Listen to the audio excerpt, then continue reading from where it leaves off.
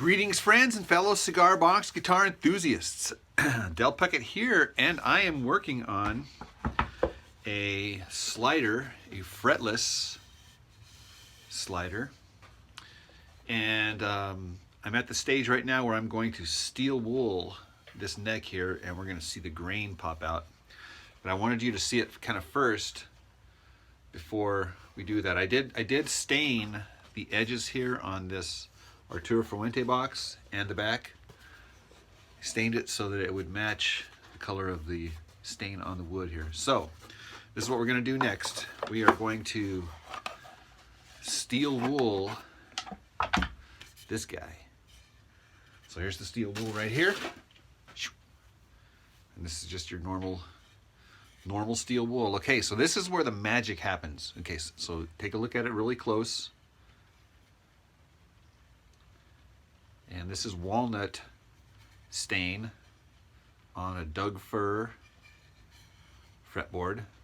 So the Doug fir, the grain on this thing here resists the stain, where the part in between the grain actually absorbs the stain.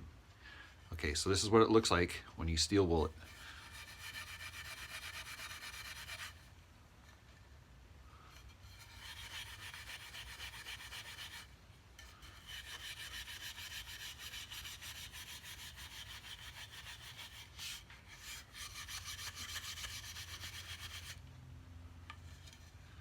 See, those grains are starting to pop out. Let me get a little more aggressive here.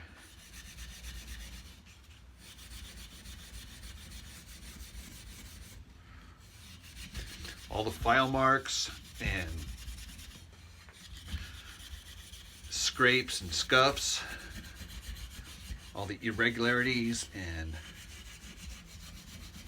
deformations, all the character pops out when you do that. Okay, so that's kind of what it looks like now.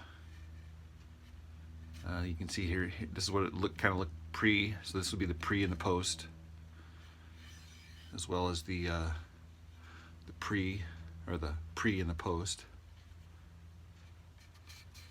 Okay, so now we're going to do the same thing to the top. So I expect the top is going to be a little more dramatic because of the grain pattern. All right, so let's take a look at that. On your marks, get set, go for it.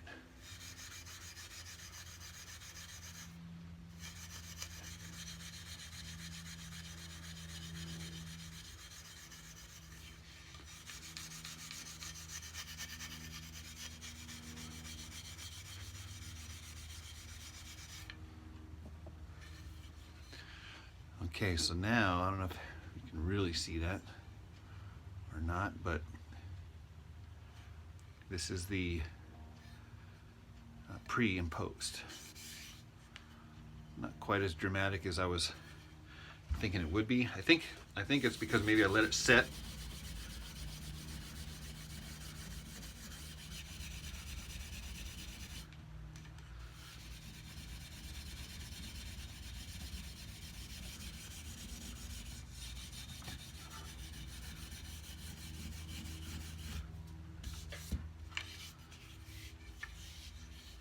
Plus, the steel wool makes it just so smooth. Oh my gosh. Okay, so look at that guy up close. I think that is amazing. But I am biased and I am jaded. So maybe I'll hit it with a little bit more. Continue working it, but it's coming together pretty good. We are buttoned up, strung up, tuned up, and intonated. Now, before I cut these strings off, I want to show you kind of a handy little trick that you can do while you have the strings on. What is that? Well, you can just grab it by the strings like that and just hang on to it for dear life. Whoa, whoa. All right, just kidding. Okay, so I am going to cut these bad boys off. These are the 44 tuned E, the 34 tuned to B, and the 26 tuned to E. Okay, so this thing is tuned up, and if you listen to these strings here, listen. E, B. Now this high E, I have a buzz, listen. I don't know if you can hear that, but it's like, there's like a little after buzz. Okay, now listen again. Low E, no buzz. Middle B, no buzz. High E, listen to the buzz. Okay, so I've identified that the buzz is occurring on this side of the saddle. And how could I tell? Well, because I hit up here, I hit the string, and I put my finger in the back here, and the buzz did not go away. So it's just a process of isolation. Now, when I put my finger here on the back side of the nut here, you'll hear the buzz go away. Listen. Hear the buzz went away? Listen. No more buzz. Take my finger off. There's the buzz. Listen.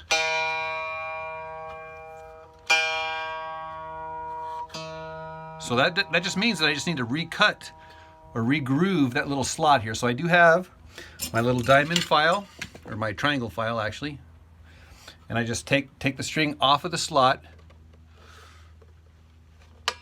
Okay, so I don't know if you can see the little groove there. There's a tiny little groove, and now I'm just going to give it just a little bit of a wider, not a whole lot, just kind of,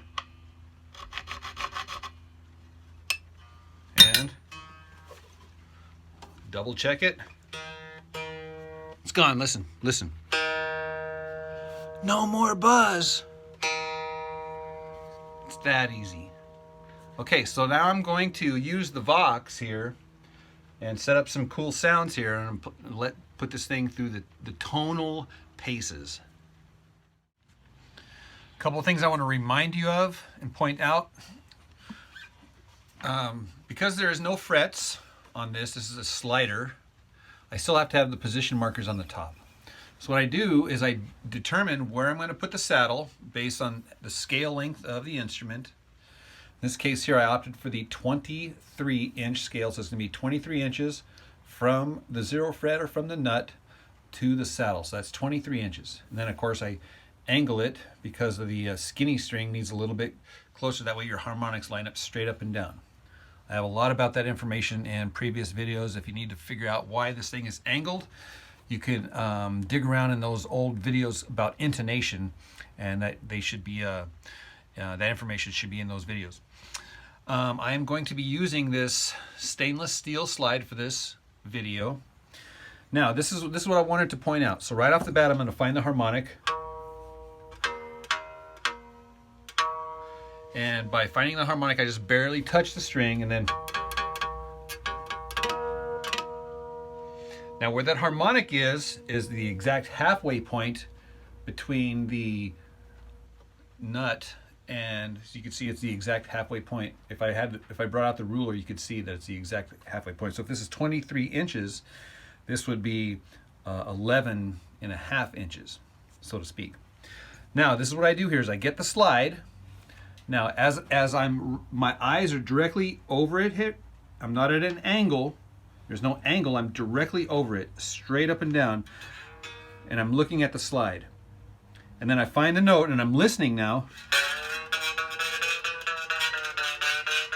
So I can tell when I'm exactly over that fret.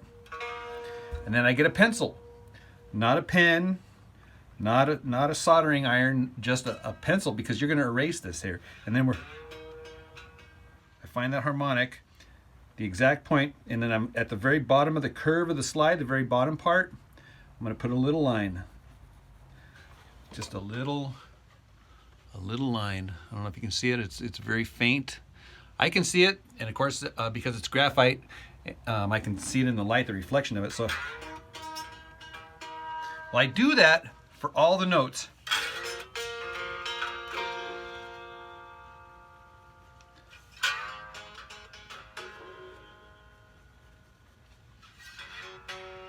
Ooh, perfect.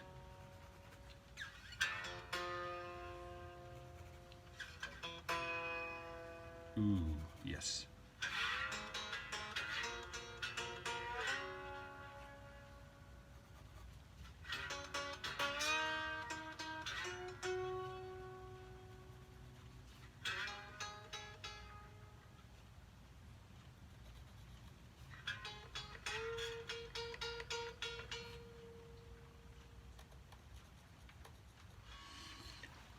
Okay, so now I have pencil marks at the exact places where the notes go.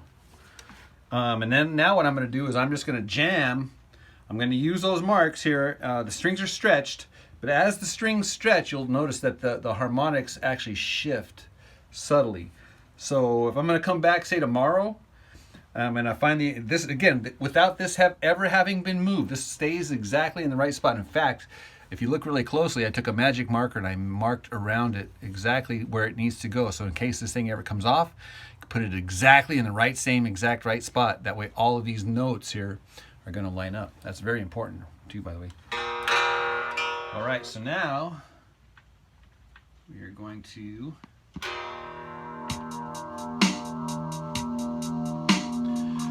throw a little jam.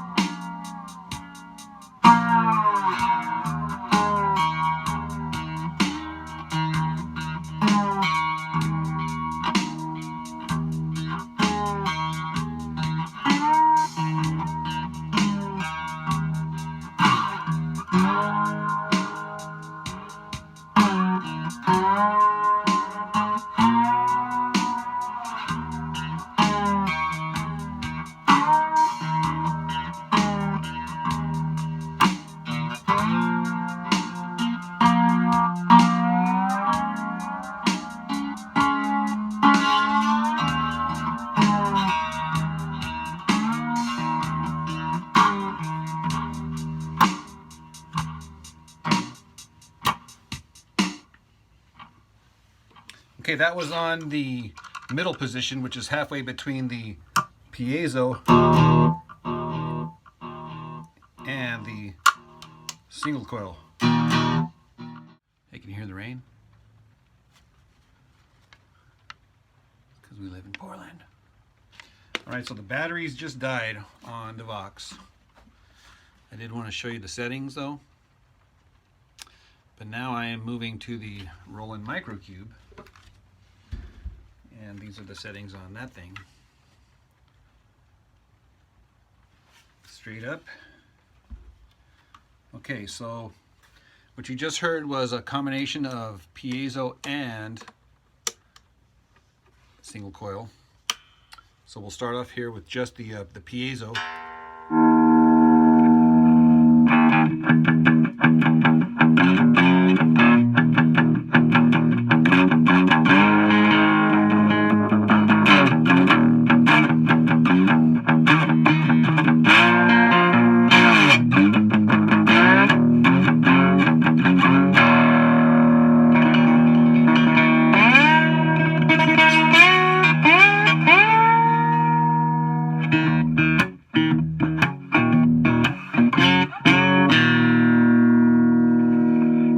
Moving along to the single coil, you can hear the hum.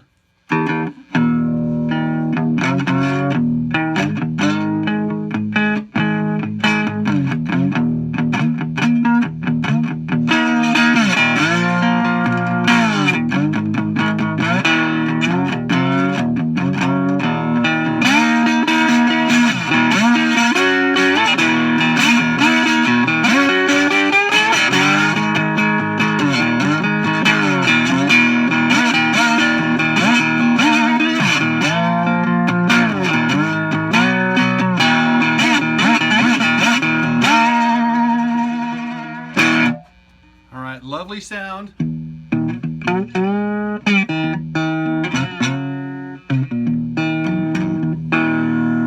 If lovely's a word.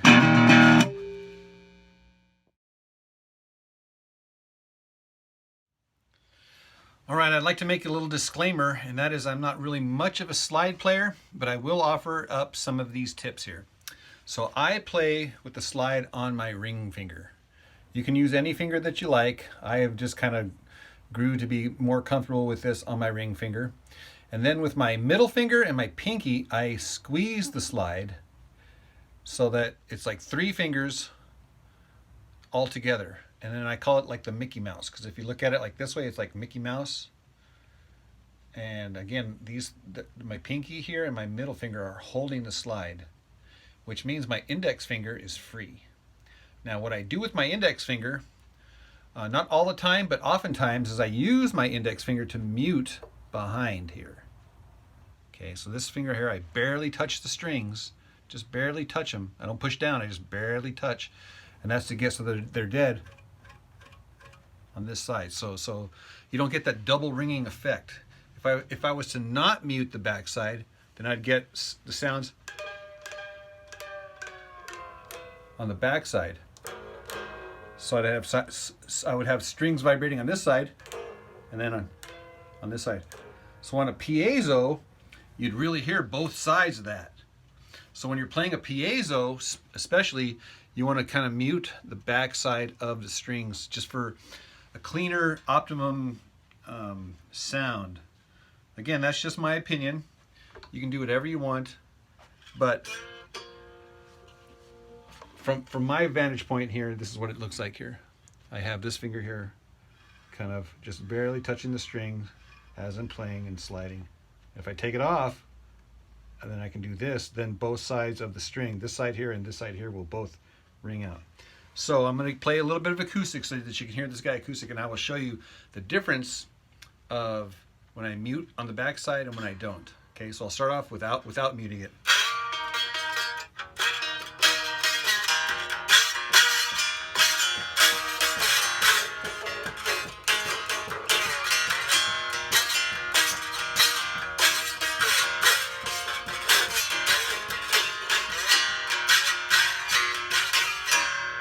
And sometimes that's a desirable sound when it's just trashy and dirty and noisy and rock and roll and who cares, right? So that's valid. You can do that. Now I'm going to do the same thing, but now I'm going to mute it with my index finger here.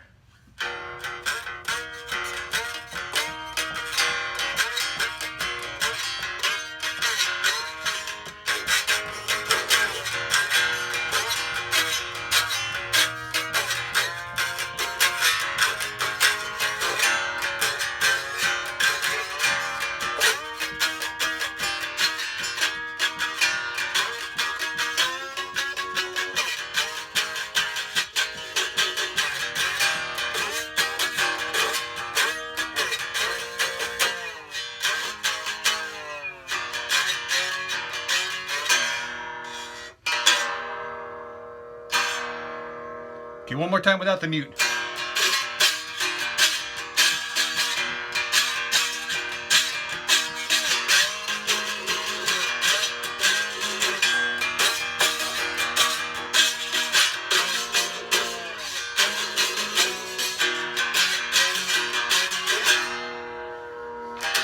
All right, if you want more slide lessons, go check out Shane Spiel. He's the king of the slide. In fact, he's got a website called Stubby Slide if you're interested in stubby slides. I like the bone slides. I call them the boner. All right, so anyhow, if you like these videos, be sure to subscribe, comment, like, share, and don't forget there is a link to my Patreon in the upper right-hand corner of my website, and there's also t-shirts and merch and all that stuff in the video description below. All right, guys, I'll see you in the next video.